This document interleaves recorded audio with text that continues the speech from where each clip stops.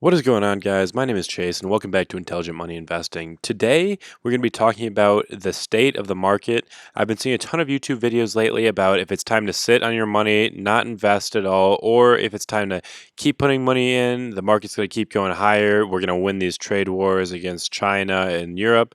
So, we're going to talk about all that today, how to protect your money, and how to kind of position yourself for the future and not lose money. As you can see, I've got the picture up here.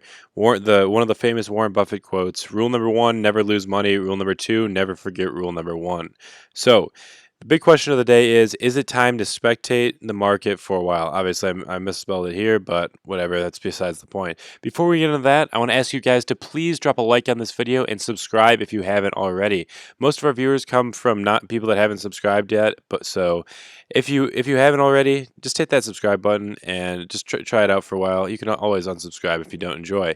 Now, without further ado, let's get right into this. So, one of the things that I've been looking at when I've been kind of thinking about keeping more money out of the market, right now I've got about a third of my money invested into the stock market, and I kind of look around the markets right now and I see companies like Berkshire Hathaway and Apple sitting on these huge, like astronomical amounts of cash. And while Apple doesn't do stock investing, what they do is invest in other businesses and things to expand their current business. And while they're doing share buybacks and stuff like that, what they're not doing is making new acquisitions and spending that cash pile that they're sitting on. Obviously, $285 billion is a ton of cash. They're about a $900 billion company. So like a third of that value almost is all just straight up money. So that's an absolutely astronomical number, and they've got to have a plan of action of what to do with that money. And the same thing with Berkshire Hathaway. Berkshire Hathaway, I believe, is about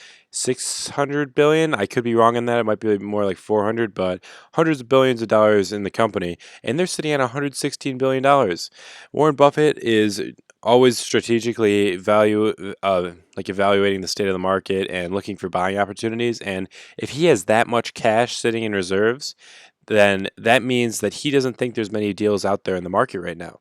Obviously, we know Buffett likes to be very anti-risk, and he never wants to have Berkshire Hathaway be in a position where he has to rely on other people in order for his company to have a good well-being. So he wants to have a cash reserve, but $116 billion is quite the cash reserve. I'm sure they would get along just fine with probably a tenth of that and would be totally okay. And also, what I know, my brother was doing internships with a financial company. I'm not at liberty to say the name, but they are overweight in cash right now, and a lot of other financial companies are preparing for a market downturn because of these high levels we're at. And we see a lot of market hysteria, like we saw with the crypto before that came down. A lot of these tech stocks keep flying higher and higher and higher to these astronomical levels. The marijuana companies are at these huge levels and these huge multiples that there's going to have to be absolutely stunning growth in order to justify these price levels. So what I'm planning on doing is kind of sitting on my money for the most part right now. While I am planning on that, if you guys know the famous quote, "Time in the market beats timing the market." So what that basically means is being in the market for an extended period of time beats trying to buy low and sell high. And that's great in general, but if you buy in at the top of the market and you end up buying into one of these like high flying stocks that may not be extremely well established, you could end up losing a ton of money, and then it's going to take you years and years and years to get to make those losses back.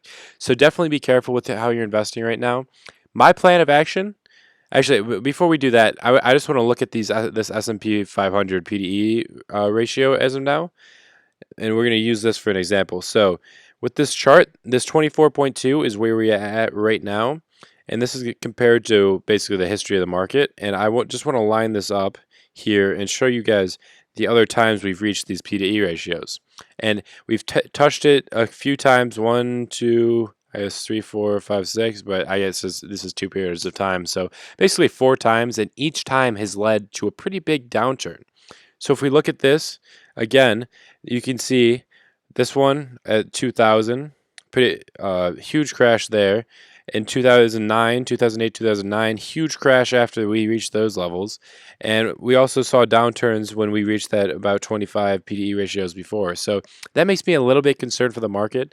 I do think there's a little bit of hope that we're going to see higher normal PDE ratios for a while because a lot of companies are prioritizing growth to profit at this current moment. And there's also a ton of easy access for people to start investing and have more money in the stock market these days with things like Robinhood and index funds. People kind of have more confidence investing in the market than they ever have before, in my opinion. So that just based on the supply demand equation, I think we're going to see a little bit higher of price levels overall. But that absolutely does not mean we're going to see stable high valuations, and there's going to be a lot of volatility when we're up at these high levels because people are going to get some concern.